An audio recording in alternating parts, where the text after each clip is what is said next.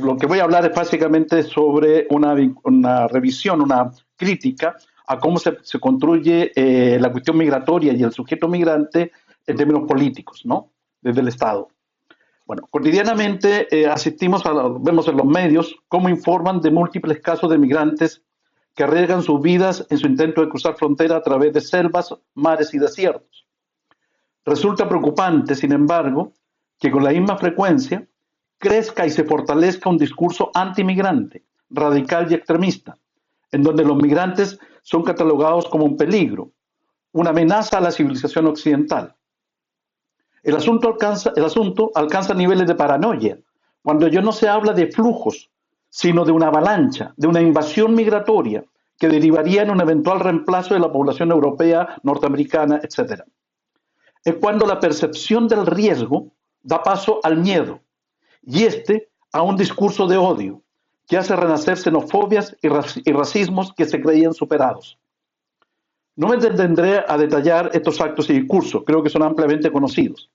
Lo que sí conviene considerar es que no solo se trata del relato frente a la migración, sino que es parte de un pensamiento ultraconservador que se apodera de los relatos en todas las esferas de la sociedad, desde la economía a la geopolítica, desde el género al colonialismo, desde la ciencia a la religión, y así.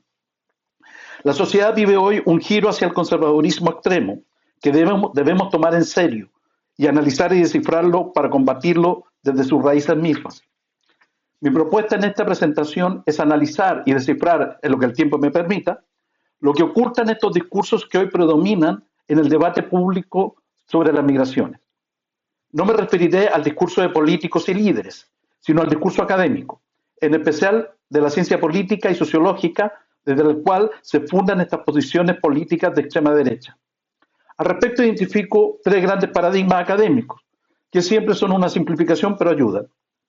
Por un lado, un paradigma conservador que ve a la migración precisamente como una amenaza a la nación. Por otro lado, un paradigma liberal, más vinculado a la socialdemocracia, que busca la regulación y ordenamiento de las migraciones. Por último, un paradigma radical, que a través de la crítica busca develar los intereses, principios y cosmovisiones que subyacen a estas políticas migratorias, pero que suelen quedar subsumidas y ocultas en el debate. Inicio con el paradigma conservador. Para el pensamiento conservador, la migración y los migrantes constituyen un riesgo que se cierne en contra de la sociedad occidental al poner en peligro los principios básicos sobre los cuales se funda y se fundamenta. Dos ideas sustentan esta visión. Por un lado, la supuesta superioridad cultural y política, intelectual de la civilización occidental. Por otro lado, la crítica al multiculturalismo, al que se le ve como ideología liberal, que frente a la inintegrabilidad de los migrantes llevaría a la fragmentación de la sociedad. Veamos esto con más detalle. Para Sartori, Huntington y otros filósofos e intelectuales conservadores, el multiculturalismo no genera integración, cohesión social, sino todo lo contrario. Refuerza la fragmentación cultural, social y política, atentando con ello a las bases fundamentales de las instituciones de la civilización occidental. Sartori es tal vez el más directo y claro en plantear esta tesis. Para él, el problema del multiculturalismo liberal es que pretende integrar sujetos que por su esencia son inintegrables, de acuerdo a Sartori, al mundo occidental. El problema no lo plantea en cuanto a que los extranjeros inmigrantes no quieran integrarse, sino a la imposibilidad que ello ocurra. Es decir, no son asuntos de voluntades, por tanto de política, sino de incapacidades, esto es, de estructuras culturales y civilizatorias. En su libro, de la sociedad multiétnica de fines de los 90, Sartori lo plantea explícitamente. Atribuir a todas las culturas igual valor equivale a adoptar un relativismo absoluto que destruye la noción misma de valor. Si todo vale, nada vale. El valor pierde todo valor, cierre comillas. En esa misma lógica, en su libro sobre la democracia en 30 lecciones, es aún más explícito y se pregunta abiertamente lo que muchos piensan pero tienen miedo de decir. ¿Es lícito sostener que la civilización occidental es una civilización superior? Esa pregunta se hace. A lo que sin filtros y ni ambages dice, mi respuesta es sí, cierre comillas. Es decir, asume, acepta abiertamente. Antes que nada, vaya un reconocimiento a esta valentía de Sartori de expresar su racismo y su supremacismo cultural así tan abiertamente.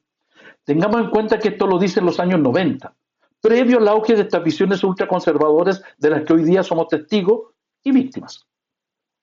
En esos mismos años, desde este lado del Atlántico, o del otro lado del lado ya, Samuel Huntington planteaba tesis similares, pero refería a Estados Unidos y la migración mexicana y latinoamericana. Para Huntington, el problema en las sociedades occidentales ya no es de clase, ni político-ideológico en la vieja formulación izquierda-derecha de la Guerra Fría, sino que se percibe como un choque de civilizaciones, título de su libro, con un marcado carácter cultural, étnico y religioso. Se trata de una confrontación de cosmovisiones y filosofías del hombre y la sociedad, cada una de las cuales fija principios y valores morales opuestos y sobre los cuales se fundan prácticas y roles sociales de los sujetos que se contraponen radicalmente entre sí. En este conflicto, los migrantes adquieren un rol central, pues sus redes sociales, la formación de comunidades transnacionales, deviene en el modo como se reproducen en las sociedades de destino sus culturas, valores culturales, normas de ser y actuar. El problema es que, según esta perspectiva, se trataría de rasgos culturales de civilizaciones de un rango inferior, de menor potencia y capacidad intelectual, filosófica y cognitiva que Occidente, con lo cual su eventual expansión pone directamente en cuestión la sustentabilidad de la cultura y civilización occidental. En estricto sentido, no es racismo propiamente tal. Tanto Sartre como Huntington son precisos y señalan que no es la raza, esto es, no son los atributos físicos, biológicos o naturales, sino que es un asunto esencialmente cultural, de valores y principios, de ideales y cosmovisiones que reglan el comportamiento social de los individuos. Los musulmanes para Sartori, así como los mexicanos para Huntington, representamos un riesgo no por el color de nuestra piel, sino por la fuerza y raíz de nuestras culturas, que proceden de civilizaciones milenarias y que se fundamentan en principios que se contraponen con los valores del liberalismo político en la sociedad occidental. Somos culturas y pueblos que nos sustentamos en principios y valores que son contrarios a los de la democracia, según ellos. Los del trabajo, a los principios del trabajo, a los principios de la economía y los de la familia y la política, sobre los que se ha fundado Europa y Occidente. Aquí la cuestión se plantea en dos planos que conviene considerar y no confundir. Por un lado, la diferencia cultural no es por sí misma un factor de riesgo, tampoco su raíz ancestral y milenaria. La cuestión radica en la naturaleza de esa diferencia, que nos hace no solo distintos, sino desiguales culturalmente. El riesgo no proviene de la diferencia pura y simplemente, sino del supuesto carácter superior de la cultura occidental por sobre las demás civilizaciones humanas. Al respecto, una vez más, Sartori es explícito y lo dice sin filtros ni tapujos. Para él, los principios de la civilización occidental están por encima de la capacidad cognitiva e intelectual de otra cultura. En un texto en 2001 lo dice textualmente, comillas, las nociones de valor y libertad son conceptos analíticos altamente abstractos y completamente ininteligibles para la mayoría de los habitantes del mundo, cierre comillas. Unos años después, en sus 30 lecciones sobre la democracia, vuelve sobre lo mismo y una vez más reitera, comillas, la libertad, igualdad y derecho son grandes abstracciones ininteligibles para tres cuartas partes del género humano, cierre comillas. Es el supremacismo étnico y cultural en su máxima expresión, totalmente al desnudo. Para Sartori, la inintegrabilidad de los musulmanes y los latinos y otras culturas tercermundistas se sustenta en el hecho que nuestra cultura, nuestra cosmovisión, no nos permite alcanzar el nivel de pensamiento y comprensión necesario para entender el alcance y significado de los valores occidentales. No estamos a la altura, pues. Nuestras cosmovisiones, principios y valores culturales no nos permitirían comprender los valores de la igualdad, la libertad, el trabajo, el esfuerzo individual, el valor del individuo y su individualidad. Por el contrario, nuestras tradiciones culturales nos subsumen en estructuras valóricas en donde predominan los valores e intereses de la comunidad, por sobre el individuo, el compromiso con el colectivo por sobre los intereses de las personas, y donde la trascendencia y el sentido del ser se determina por estas estructuras comunitarias y culturales que anulan la individualidad de todo individuo. En estos argumentos queda en evidencia el supuesto supremacismo cultural y civilizatorio de Occidente. En esa lógica supremacista, el corolario frente a la migración es igualmente evidente. Los migrantes somos vistos como riesgo y peligro inminente e inaceptable.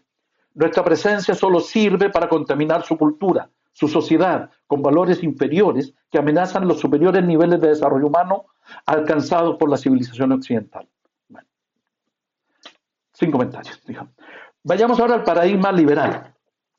En el caso del pensamiento liberal, también socialdemócrata, la cuestión se matiza y se complejiza a la vez en su formulación, aunque no necesariamente en sus consecuencias. El filósofo búlgaro-francés Svetan Todorov, por ejemplo, ve la migración desde un enfoque muy diferente a los anteriores. En primer lugar, contextualiza todo el asunto desde la perspectiva de la nueva geopolítica mundial.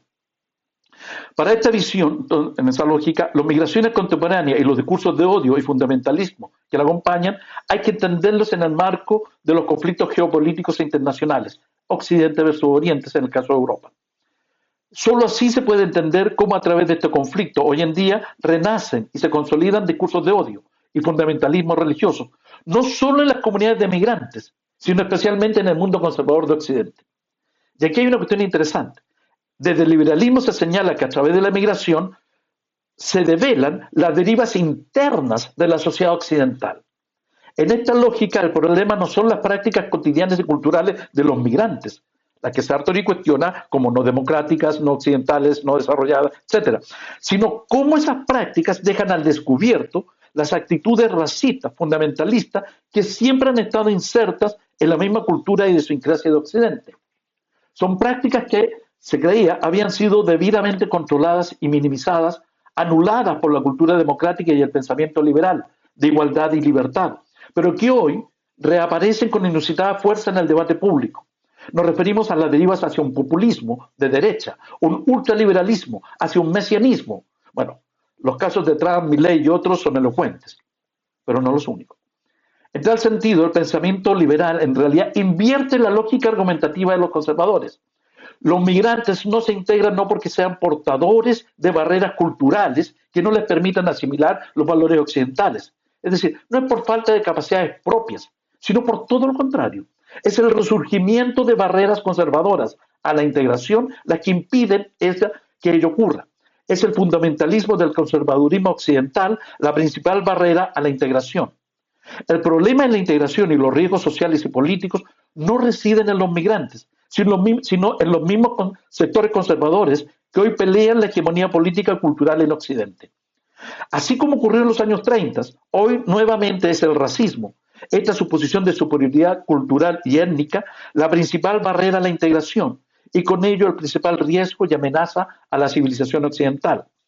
El pensamiento liberal en sí es asertivo cuando cuestiona y desbarata esa argumentación conservadora.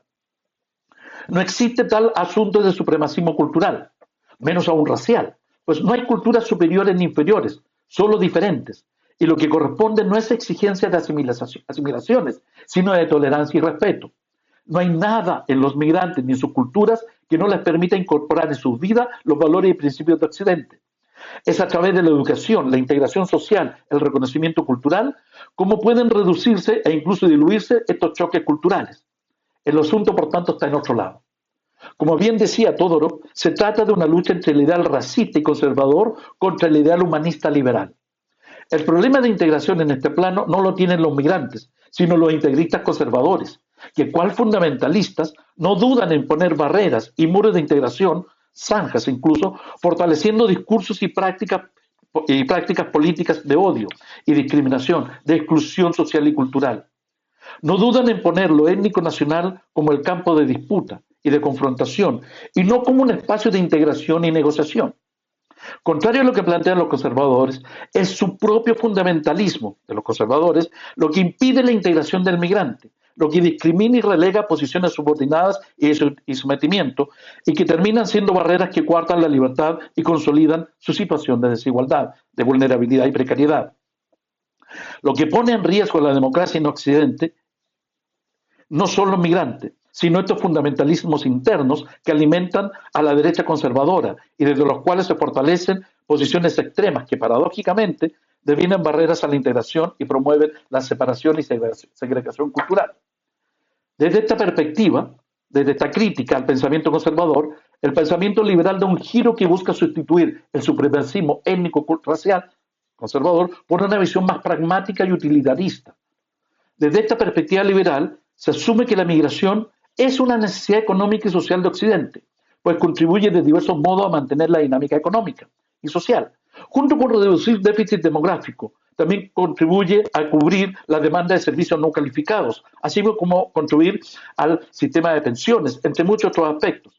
La cuestión entonces se plantea no ya en términos de racismo o supuestas supremacías de la cultura occidental, sino en un plano más pragmático y esencialmente político, de acción concreta, expresada en el eslogan inmigración escogida versus inmigración padecida, es decir, el uno como bueno, el otro como malo.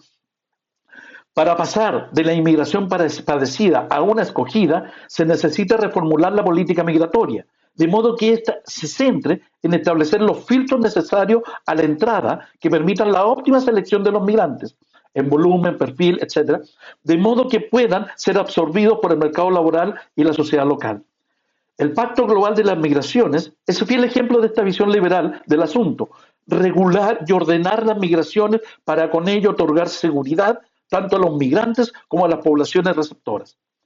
Con estos criterios y objetivos se pasa de una actitud racista a una actitud utilitarista, pragmática, donde el valor de la migración se define directamente por su utilidad, por su función, por su contribución, lo que permite al final de cuentas configurar un marco legal y socialmente legítimo para excluir a los que no caigan dentro de este esquema. Esta argumentación, si bien resulta importante para desbaratar el discurso conservador, sin embargo, a nuestro entender, es insuficiente para dar cuenta de los procesos de desigualdad y racialización de la sociedad. Lo que el pensamiento liberal no entiende a cabalidad, o no desarrolla a cabalidad, es que a su crítica le falta un campo de análisis, el de lo material, de la economía, de lo social, de lo socioeconómico directamente. La cuestión no es solo respecto a las barreras a la integración cultural o identitaria, sino también lo es en cuanto a las barreras para la integración material, esto es en los planos económico y social. En este plano sobran las investigaciones que documentan las nuevas formas de segmentación del mercado de trabajo, la precariedad laboral, etcétera, y con ello la etnoestratificación de la estructura ocupacional. En una palabra, la racialización de la estructura de clases en la sociedad occidental. No considerar las migraciones como parte sustantiva de este proceso de racialización de la desigualdad y de clases, el racismo que predomina en el pensamiento conservador reaparece en el pensamiento liberal bajo la forma de un clasismo cromático, decía un humorista mexicano. Esto es un clasismo racializado. Al final del día, no deja de ser un discurso clasista, basado en formas novedosas de exclusión social, las formas migratorias, etcétera, y otras más. Es el buenahondismo liberal de Occidente que, si por un lado promueve políticas sentencialistas de regulación, de protección e integración de los migrantes, por otro lado lo hace siempre y cuando esos migrantes cumplan las condiciones que ellos, ¿no?, los liberales, definen e imponen. No importan ni interesan los intereses ni las necesidades, demandas del migrante, pues al final del día el migrante es visto solo como fuerza laboral, como trabajo explotable, no como trabajador explotado. En esto entramos ya de lleno a la crítica del paradigma radical. Y nuestra crítica es ambas, a los liberales y conservadores. Para nosotros, las migraciones permiten poner en cuestión la forma de constitución de las sociedades avanzadas actualmente. La cuestión es cómo las sociedades avanzadas pueden hacer frente a las migraciones cuando su propia reproducción material necesita de ese flujo de trabajadores migrantes para mantener su primacía geopolítica global. La respuesta no ha sido simple. Hoy en día, la migración forma parte estructural de la constitución de la sociedad moderna, pero lo hace reproduciendo las relaciones de poder que ordenan la geopolítica global. Saskia Sassen lo ha dicho reiteradamente en diversos textos. La migración contemporánea surge de un sistema de relaciones de poder geopolíticos signados por la globalización económica y heredados de las formas colonialistas de un pasado reciente, no tan lejano. La migración es así un campo en donde se manifiestan estas relaciones de poder centro-periferia, norte-sur globales o como quieran llamarles. La migración contemporánea reúne en el mismo sitio, en el mismo lugar, en el mismo momento, al norte global con el sur global, pero lo hace eso sí, reproduciendo las formas colonialistas que regulan la geopolítica contemporánea. Antes que un fenómeno económico y laboral, visto por los liberales, antes que un problema cultural y civilizatorio, visto por conservadores, La migración es una cuestión esencialmente política, un campo donde se expresan y reproducen relaciones de poder, que posicionan a unos como sujetos dominantes, los nativos, y a otros como sujetos dominados, los migrantes. Y esto lo podemos ver en el modo como se construye la migración y los migrantes como una cuestión social, un tema de interés público.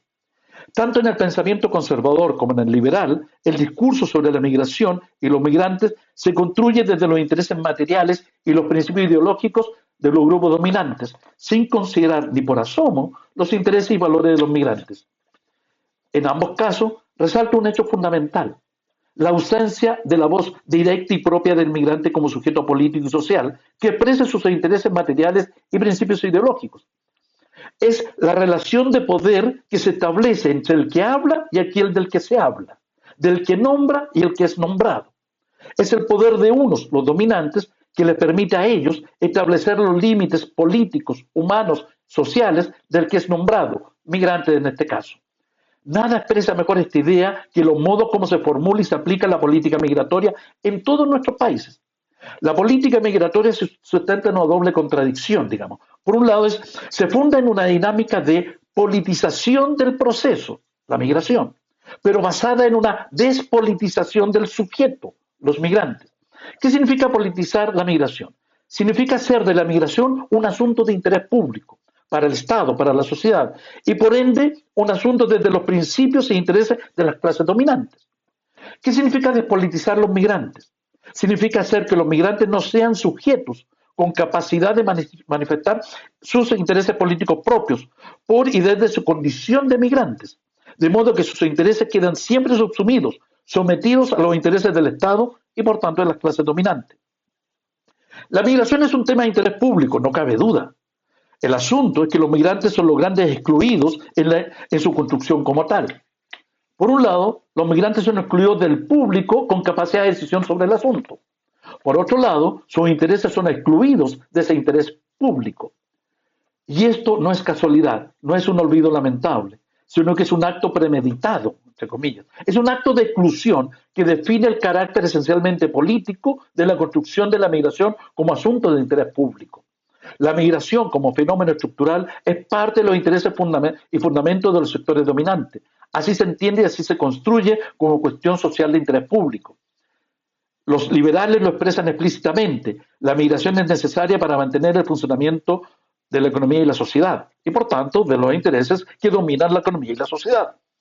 Sin embargo, las migraciones son los sujetos contra los migrantes, perdón, son los sujetos contra los cuales se diseñan y formulan las políticas migratorias. Los migrantes son los actores contra quienes se confrontan esos intereses ideales que los grupos dominantes y hegemónicos quieren que prevalezcan. Por lo mismo, la primera y principal política migratoria es la despolitización del migrante, desarroparlo de todo lo que pudiera darle capacidad de acción política, de ser un sujeto de la polis, con derechos e intereses, los que simplemente les son negados, eliminados de la ecuación que define la política migratoria.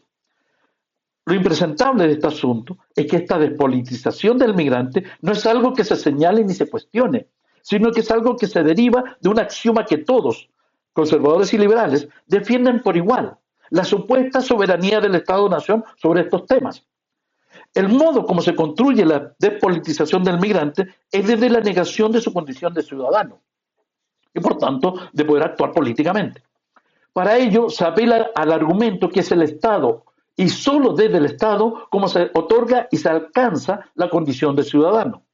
El asunto es que cuando analizamos la historia y el origen de los Estados-naciones, vemos que bajo la tesis de la soberanía del Estado se esconde un sistema de dominación colonialista que dio origen a ese Estado como Estado soberano. En efecto, todos los modernos Estados nacionales surgieron de confrontaciones políticas y de imposiciones de unos pueblos sobre otros. En definitiva, surgieron de relaciones de poder entre pueblos y naciones, razas y comunidades. Y vaya con la ironía de la historia, ¿no? De esta historia. En casi todos los casos, los migrantes provienen de esos mismos pueblos colonizados y se dirigen a esas mismas naciones colonizadoras. Como señala Sassen, lo repetía, en sus textos, la migración contemporánea hace revivir esas relaciones de poder colonialistas, que desde un pasado bastante reciente construyeron las fronteras de esos pueblos y estados, de esas naciones y comunidades. Y con esto termino. La soberanía se vuelve así una arbitrariedad geopolítica que surge de la dominación de un pueblo sobre otro, lo cual hoy en día se reivindica para reproducir la dominación de ese Estado sobre los migrantes. Gracias.